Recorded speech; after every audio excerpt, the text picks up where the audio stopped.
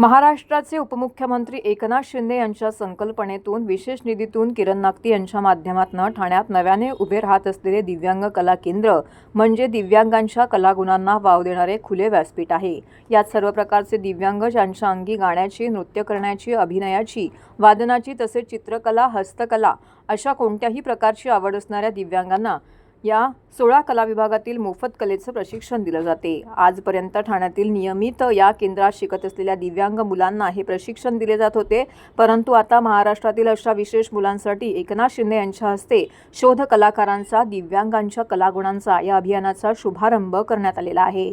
या अभियानाअंतर्गत महाराष्ट्राच्या 36 जिल्ह्यातील अंगीभूत कलागुण असलेल्या दिव्यांगांचा शोध घेण्यासाठी किरण नागती व त्यांची दिव्यांग कला केंद्राची टीम गावोगावी जाणार आहे।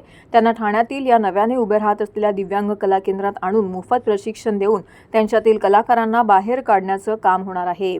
यातून त्यांना मिळणारं समाधान, ओळख ही अमूल्य असेल। दरवर्षी महाराष्ट्रातून 1000 दिव्यांगांना मोफत कलेचं प्रशिक्षण देण्याचा आपला मानस आहे।